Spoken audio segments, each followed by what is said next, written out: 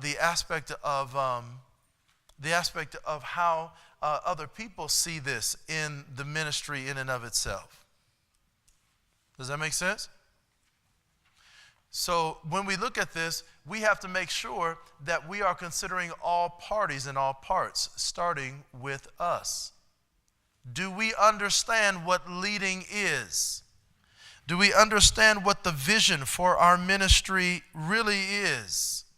Do we understand what type of leaders we are? Am I somebody that is a passive or aggressive or moderate type of leader?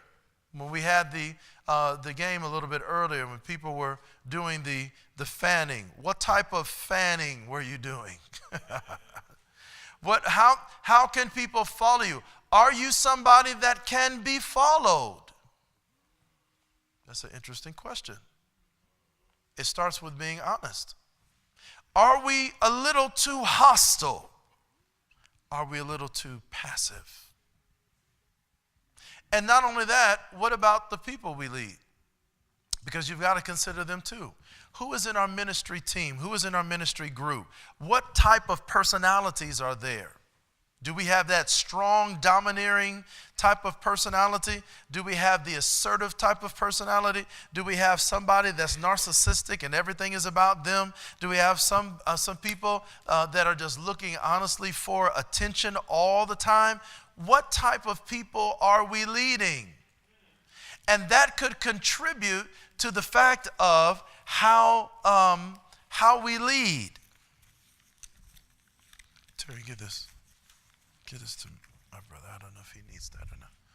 That could contribute to how we lead that particular group. I could have a session with our ministers and ministers in training and discuss things with them that would be very different than if I was to sit down and talk with perhaps the ushers ministry. Because the people in each ministry, they're very different. And the objective in each ministry is different. So as we're assessing the ministry, one of the things that came to my mind is that we need to be more clear in terms of what our duties are. There's another book called, I believe it's called, I know why my mind is going blank. It's called the five fruits of a fruitful congregation, I believe. It's on my desk downstairs. Bishop Robert Shanice. He's a retired Methodist bishop for years, traveled all over the world, but he's written a simple little book. And one of the things he talks about in one of the books, or the 5 fruits, if you will, of a fruitful congregation, is a risk taker. A risk taker is what he calls it. And what he talks about this is that in every ministry, he talks about risk-taking in ministry. I'm sorry, not ministry. He talks about that as well. But he mentions it more specifically for missions and service.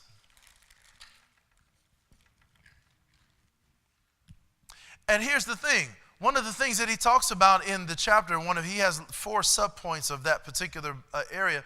One of the things that he mentions a lot is, he says that one big issue is, or aspect that we need to do to help make sure that mission and service really become a part not only of what we talk about in our endeavor to expand our ministry and our kingdom focus and reach, but he says one of the things that we need to do is we need to keep the aspect of mission assignment always before the people.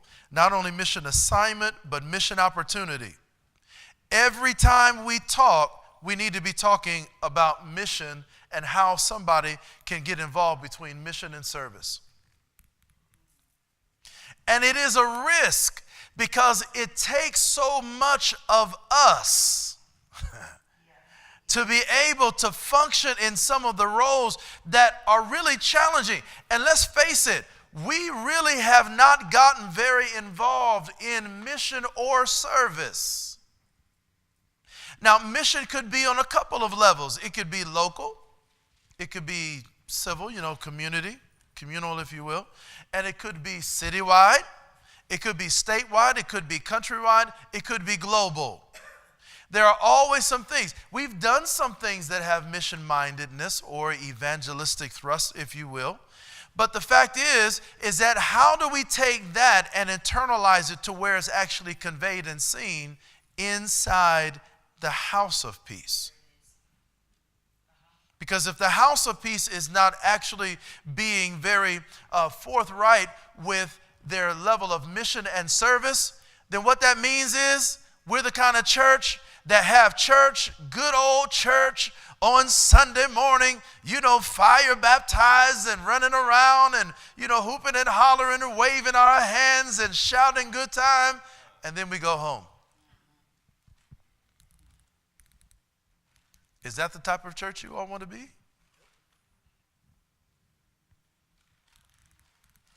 Is that the church you want to be? Just be good enough for Sunday morning?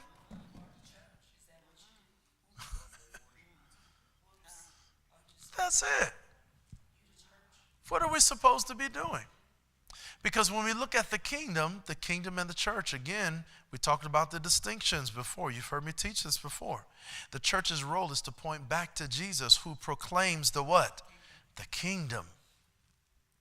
So what is happening in the church should be a reflection of what's actually happening in heaven.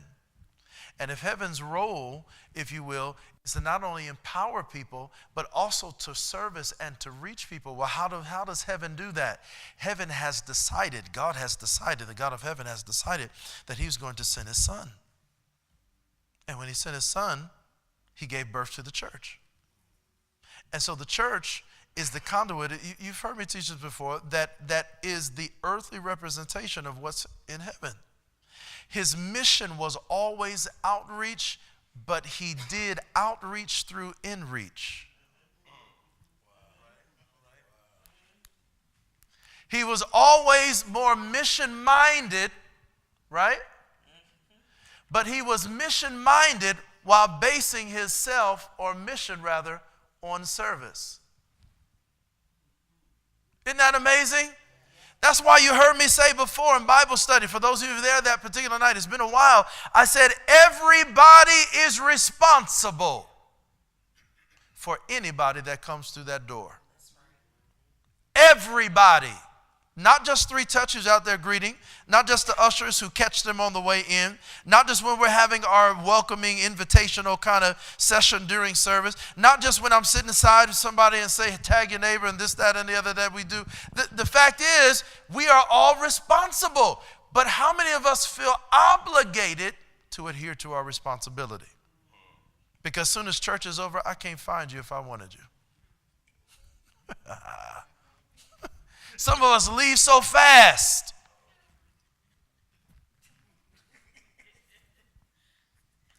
And the fact is that we need to honestly wrestle with where we see ourselves. Listen, we have to be mission-minded, but we have to have an outreach through our inreach.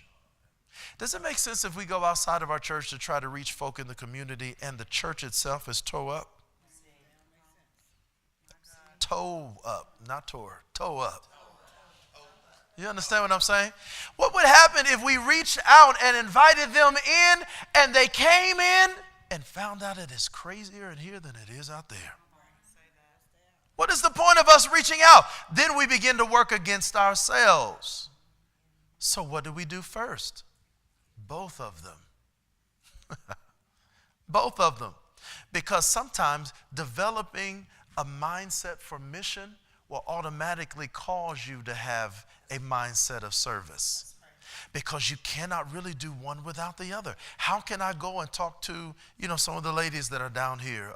Cinnamon always sticks out in my mind because of the issues that we had a few times with her. But there's so many others that I could say. But the fact is, what happens when we invite them in and they come in and they see us and we're fractured in our fellowship?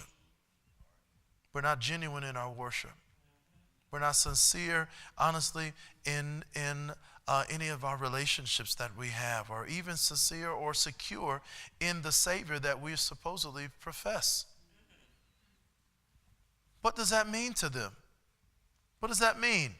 And we don't know what kind of mindset that they're coming in. See, that's what I was talking about earlier with the example of where my wife and I went down in Florida. That church was wonderful. I don't know their issues, but honestly, everybody looked like they were connected. Everybody talked to everybody. Everybody greeted everybody. It was so genuine. There was no fakeness. There was no pretentiousness. It was just wonderful. Everybody was great. The pastor came down. He talked to us. He didn't know that I was a pastor. He didn't know that my wife was a first lady. He didn't know us from Adam, but he entreated us so well. They gave us a CD. They wrote us a letter. I mean, that little stuff that we talk about during service, honestly, sometimes that goes over our head. Oh, pastor just talking right now. Well, no, I'm really not, because somebody, honestly, that might make a difference in somebody's life. I can't tell you how many times, and maybe some of you you could make this confession as well, that people love our ministry because it's just down the earth, kind of friendly, kind of open.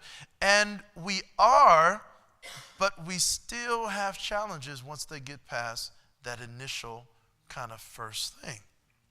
Because we still have people that whispers. I haven't said that word in a long time. We still have people that are wrestling within themselves to do a particular function. Or we have leaders that really are at odds with each other, that really ought not be. We have certain persons that really still, and again, keep in mind, the church is the church now. People are people, and they're always going to be that. I don't care how saved they are. People are people. And at some point, it's going to show. But it would make so much more sense if more than maybe just a small percentage of our entire congregation would be more mission-minded and service-oriented. Wouldn't that be wonderful? So then when I talked about one of the strategies for 2014 is to grow our ministry, we have leaders that actually are not here today, and I don't know why they're not here. Some of them I do, some of them I don't. But the fact is that when we talk about 2014, to get to that point, 14 for 14, how many of us is really going to take that to heart? Honestly, please don't raise your hand. I don't want you to admit any guilt if you have any to admit. But how many of us are really going to try to do that? And then if we do, what are we inviting them to? What are we inviting them to? When we're trying to get ministry up and running, but leadership is struggling just to do something simple. Or they're not coming together to accomplish one simple task. And this is not to beat you all up. Please don't take it like that. But it's asking the tough questions, because somehow or another, we've got to transition from what is not working in our ministry to where everything is working in our ministry. Because really, at the end of the day, can I be honest with you? It really does not take that much to start a ministry. It takes a willing heart. Even if that's not an area of gifting per se, it takes just a willing heart to pull some of that together. Does that make sense? So not only that, but we have to make sure that when we assess the ministry should also have a measure of functionality. What's the other?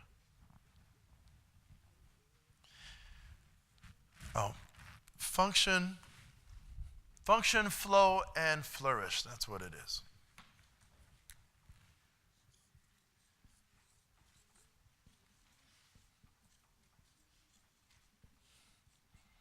What does that mean? The 3 F's. Function, flow, and flourish. Not only should, when we're assessing our ministry, this good and bad fulfills the area of the first F. What is our function? Do we understand our capacity? Do we understand the system of what happens? Case in point, honestly, do we understand the system? First thing that comes, one of